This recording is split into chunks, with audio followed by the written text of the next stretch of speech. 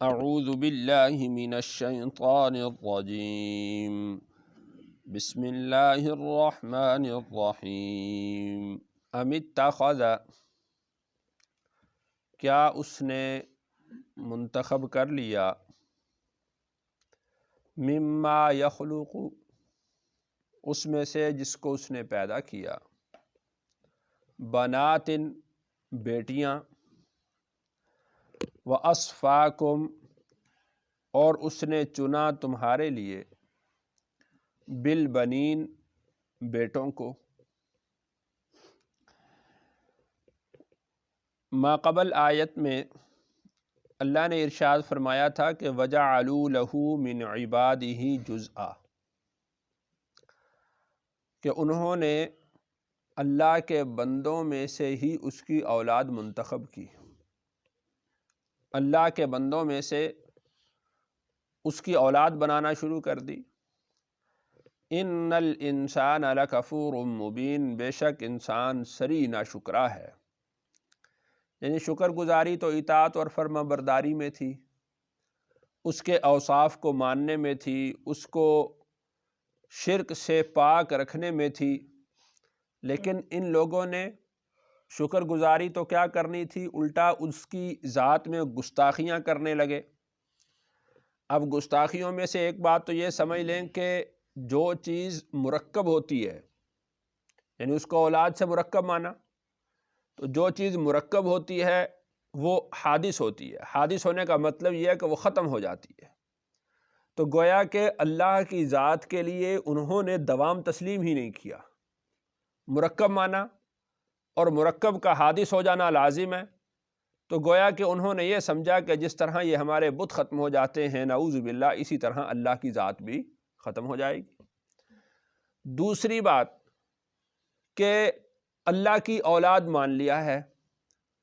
ہم یہ دیکھتے ہیں کہ باپ اور بیٹے میں، والد میں اور اولاد میں، باپ اور بیٹی میں جنس کی مجانست ہوتی ہے، جنس ایک ہوتی ہے۔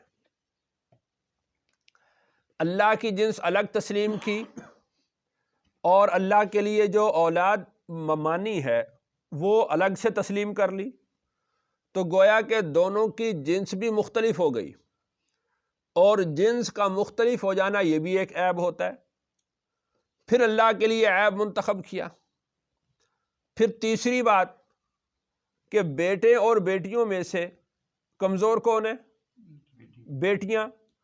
اللہ کے لیے پھر مزید گستاخی انہوں نے یہ کی کہ بیٹیاں اللہ کے لیے منتخب کی، اللہ کے لیے بیٹیاں تسلیم کی، تو گویا کہ ان لوگوں نے اللہ کی ذات میں گستاخیاں شروع کر دیں بجائے اس کے کہ وہ شکر گزاری کرتے۔ اس کو اللہ نے ارشاد فرمایا ام اتخذ مما یخلق بنات، کیا اس نے اپنے لیے بیٹیاں منتخب کرنی تھی؟ کیا اس نے اپنے لیے بیٹیوں کا انتخاب کر لیا؟ وَأَصْفَاكُمْ بِالْبَنِينَ، اور تمہیں اس نے بیٹے دے دیے، اور تمہارے لیے یعنی اپنے لیے وہ بیٹے پسند کرتے تھے، اور وہ قسمیں اٹھایا کرتے تھے 10 بیٹے ہو گئے تو اس طرح کروں گا، 10 بیٹے ہو گئے تو اس طرح کروں گا، اپنے لیے بیٹوں کو پسند کرتے تھے۔ وَإِذَا، حالانکہ جب بشرا، خوشخبری دی جاتی، احدہم، ان میں سے کسی ایک کو، بما ضرب للرحمن، اس چیز کے ساتھ جس کی مثال وہ اللہ کے لیے بیان کرتا ہے، یعنی اللہ کے لیے کیا بیان کرتا ہے کہ اس کی بیٹیاں ہیں۔ اب اگر یہی بات اس بات کی خوشخبری ہی اس کو دی جاتی، وَإِذَا بُشِّرَ أَحَدُهُمْ بِمَا ضَرَبَ لِلرَّحْمَنِ، جب اس کو ہی اس بات کی خوشخبری دی جاتی کہ جس کی مثال وہ اللہ کے لیے بیان کرتا ہے، مثلا مثال کے طور پر ظل وجہہ، ہو جاتا اس کا چہرہ، مسودہ، سیاہ، وہو کظیم، اور وہ غصے کو پی رہا ہوتا۔ یعنی بیٹیوں کا انتخاب اللہ کے لیے کر رہا ہے، اگر اسی کو بیٹی کی خوشخبری دی جائے کہ تیرے گھر میں اللہ نے بیٹی دی ہے، تجھے بیٹی مبارک ہو، تو ظل وجہہ مسودا، تو اس کا چہرہ کیا ہو جاتا تھا؟ سیاہ ہو جاتا تھا۔ وہو کظیم، اور وہ غصے کو گھٹ رہا ہوتا تھا، یعنی اس کے بس میں نہیں ہوتا تھا کہ وہ کس طریقے سے اب اپنے غصے کا اظہار کرے۔ وہو کظیم کا معنی یہ ہے۔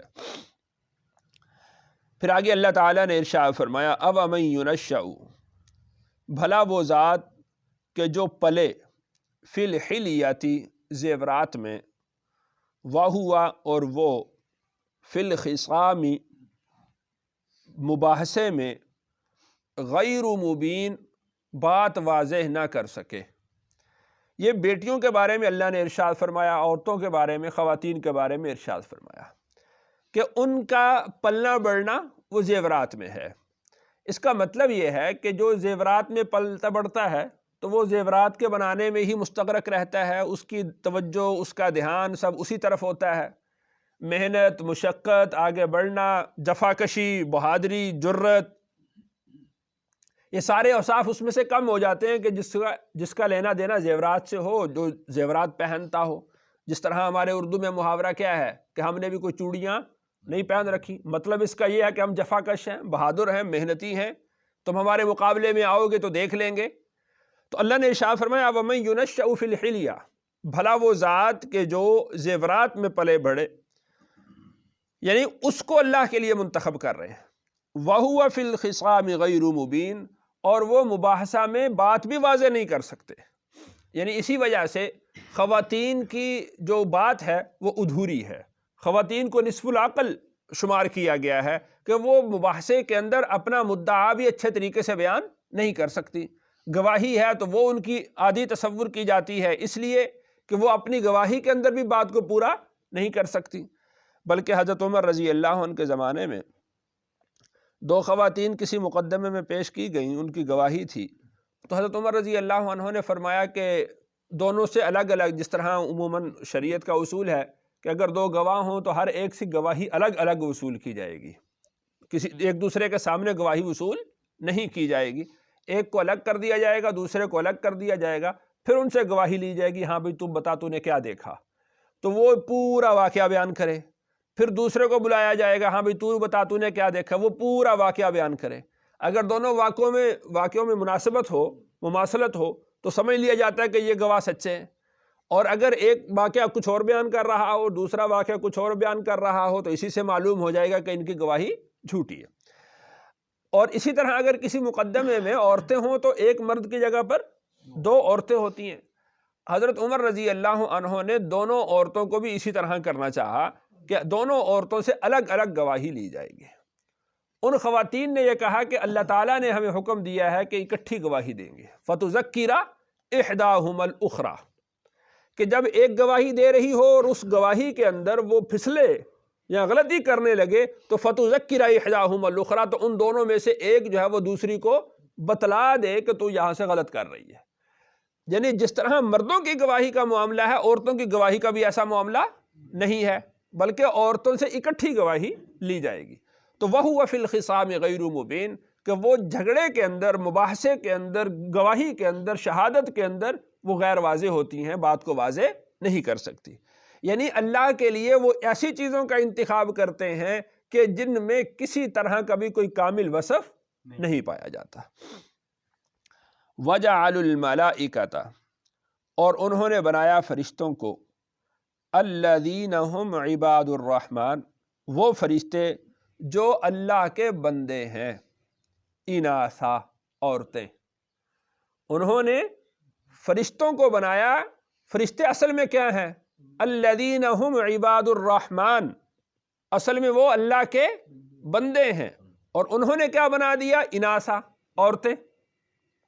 حالانکہ جو فرشتے ہیں یہ اللہ کی نوری مخلوق ہیں، نہ یہ مرد ہیں نہ یہ عورت ہوتے ہیں، اللہ تعالیٰ نے ان میں وہ اوصاف رکھے ہی نہیں ہوتے، یہ تو اللہ کے بندے ہیں، اللہ نے جس کام کے لیے ان کو پیدا کیا ہے بس وہ کام کرتے ہیں۔ اشہدوا خلقہم، اللہ نے ارشاد فرمایا کیا وہ موجود تھے ان کی پیدائش کے وقت، کہ جب ہم ان کو پیدا کر رہے تھے اس وقت وہ دیکھ رہے تھے کہ یہ مرد پیدا ہو رہے ہیں یا عورتیں پیدا ہو رہی ہیں؟ بہرحال یہ جو کہہ رہے ہیں کہ یہ عورتیں ہیں تو گویا کہ یہ فرشتوں کے عورت ہونے کی گواہی دے رہے ہیں، یہ کہہ رہے ہیں کہ یہ فرشتے جو تھے وہ عورتیں تھیں۔ سَتُكْتَبُ شَهَادَتُهُمْ، تو ان کی گواہی لکھی گئی، ان کی گواہی لکھی گئی۔ وَيُسْأَلُونَ، اور وہ لوگ سوال کیے جائیں گے۔ ان کی گواہی لکھی جا رہی ہے اور یہ اپنی گواہی سے متعلق سوال کیے جائیں گے کہ تمہیں کیسے پتا تھا کہ فرشتے مرد ہیں یا عورتیں ہیں۔ وَقَالُوا، اور وہ کہتے ہیں، لَوْ شَاءَ الرَّحْمَنُ، اگر چاہتے اللہ یعنی چاہتے رحمان، مَا عَبَدْنَاهُمْ، ہم ان کی پوجا کرتے ہی نہ، مَا لَهُمْ بِذَلِكَ مِنْ علم، ان کو اس بارے میں کچھ علم نہیں ہے، انہم الا یخرصون، وہ محض اٹکل کر رہے ہیں، اندازے لگا رہے ہیں۔ اب انہوں نے اپنے شرک پر دلیل بنائی ہے، شرک کی دلیل سنیے گا جی۔ وہ کہتے ہیں کہ اگر اللہ تعالیٰ کو یہ پسند نہ ہوتا تو ہم ان کی پوجا ہی نہ کرتے، اللہ ہمیں روک دیتے، اللہ ہمیں عبادت نہ کرنے دیتے۔ جب اللہ نے ہمیں اجازت دے رکھی ہے اور ہم ان کی پوجا کر رہے ہیں، اللہ نے ہمیں اس سے منع نہیں کیا، تو اس کا مطلب یہ ہے کہ اللہ اس سے راضی بھی ہے۔ تو اصول کی بات سمجھ لیجئے، دنیا کا کوئی کام بھی وہ اللہ کی مشیت کے بغیر نہیں ہوتا، دنیا کا کوئی کام بھی اللہ کی مشیت، اللہ کی مرضی کے بغیر نہیں ہوتا، لیکن جو کام ہو رہا ہے اس پر اللہ راضی ہوں یہ کوئی دلیل نہیں ہے۔ کوئی کام بھی دنیا کے اندر وہ اللہ کی مشیت کے بغیر نہیں ہوتا، اللہ کے چاہے کے بغیر نہیں ہوتا، لیکن جو کام ہو رہا ہو یہ کہنا کہ اللہ اس پہ راضی ہے، اس کے راضی ہونے کی کوئی دلیل نہیں، ورنہ تو پھر ہر چیز ہی خیر ہو جائے گی، شر تو رہے گا ہی نہیں۔ ظالم اگر کوئی کسی کو قتل کر رہا ہے تو وہ کہے کہ یہ تو اللہ نے چاہا ہے اور اللہ اس پہ راضی ہے، میں اس کو قتل کر دوں تو وہ قتل ہو گیا ہے، اگرچہ اس کی موت اللہ کے کہنے سے ہی واقع ہوئی ہے، لیکن اللہ اس کے قتل پر راضی نہیں ہے۔ اسی طریقے سے یہ لوگ اگرچہ شرک کر رہے ہیں اور اللہ کی مشیت ہے کہ یہ لوگ شرک کرتے رہیں، لیکن اللہ ان کے شرک پر راضی نہیں۔ وَلَا يَرْضَى لِعِبَادِهِ الْكُفْرَ، اللہ اپنے بندوں کے لیے ناشکری کو پسند نہیں کرتے۔ تو اللہ ارشاد فرماتے ہیں مَا لَهُم بِذَلِكَ مِنْ علم، ان کو اس چیز کا کچھ علم نہیں ہے، یہ اللہ کی مشیت کو اور اللہ کی رضا کو ایک ہی بنائے ہوئے ہیں۔ انہم الا یخرصون، انہوں نے اندازہ ایک بنا لیا ہے کہ ہم جس کام کی طرف چلیں اور جس کام کی طرف چلتے رہیں بس اللہ اس سے راضی ہے، تو یہ ایک اندازہ انہوں نے بنایا ہے، یہ ایک انہوں نے اٹکل بنائی ہے۔ اور دوسری بات یہ تو یہ بھی کوئی دلیل نہیں ہے کہ ان کو شرک پر راضی رہنے دیا ہے، وہ چل رہے ہیں تو لہٰذا اللہ اس پر راضی ہے۔ اللہ نے منع کرنے کے لیے انبیاء علیہم السلام کو مبعوث تو کیا ہے، اللہ نے منع کرنے کے لیے کتابیں تو نازل کی ہیں۔ اب منع کرنے کا ایک اور طریقہ یہ تھا کہ اللہ تعالیٰ ایک ایک فرشتے کو پیچھے لگا دیتے، اس کے ہاتھ میں ڈنڈا ہوتا، یہ شرک کی طرف جانے لگتے، فرشتہ اس کے سر میں ڈنڈا مارتا۔ دوسرا طریقہ تو یہی ہے، اور ایک طریقہ یہ ہے کہ اللہ نے ہدایت نازل کر دی، کتاب نازل کر دی، اس کتاب کے معلم اللہ نے مبعوث کر دیے کہ ان کو سمجھاؤ، ان کو بتلاؤ۔ اب یہاں پر یہ سمجھنا چاہیے کہ اللہ نے اپنی کتاب میں کیا نازل کیا ہے۔ آگے اللہ نے اس کو ارشاد بھی فرمایا، ام آتیناہم کتابا من قبلی، کیا ہم نے ان کو اس سے پہلے کوئی کتاب دی ہے، فہم بہ مستمسکون، کہ جس کو یہ چمٹے ہوئے ہیں، جس کو انہوں نے مضبوطی سے پکڑ لیا ہے۔ کیا کسی کتاب کے اندر یہ لکھا ہے کہ تم شرک کرو؟ کیا کسی کتاب میں لکھا ہوا ہے کہ تم فرشتوں کو اللہ کی بیٹیاں مانو؟ جب ان کے پاس ایسی کوئی دلیل نہیں ہے، کوئی کتاب اللہ کی کھول کر دیکھ لیں، کسی کتاب میں شرک کی اجازت نہیں دی گئی ہوگی، کسی کتاب میں یہ نہیں کہا گیا ہوگا کہ فرشتے اللہ کی بیٹیاں ہیں لہذا تم ان کی پوجا کرو، کسی کتاب میں یہ نہیں لکھا ہوگا کہ فرشتے جو ہیں وہ اللہ کی بیٹیاں ہیں، تم ان کی عبادت کرو گے تو اللہ ان سے راضی ہو جائے گا، اور تم ان کے آگے اپنی بات رکھو گے تو وہ اللہ کے آگے اپنی بات رکھیں گے تو تب تمہاری بات قبول ہوگی۔ یہ اللہ نے کسی کتاب میں نازل نہیں کیا۔ اللہ نے جو کتاب کے اندر نازل کیا ہے وہ توحید کا درس نازل کیا ہے، اللہ نے جو کتاب میں نازل کیا ہے وہ انبیاء کی رسالت کا اثبات نازل کیا ہے، اللہ نے جو قرآن میں نازل کیا ہے، کتابوں میں نازل کیا ہے، وہ آخرت کی بات نازل کی ہے کہ تم اللہ کی عبادت کرو، ویسے کرو جیسے رسول بتلا رہے ہیں، تاکہ تم آخرت کے اندر کامیاب ہو جاؤ۔ اللہ تعالیٰ سے دعا ہے اللہ تعالیٰ مجھے اور آپ کو سمجھ نصیب فرمائے۔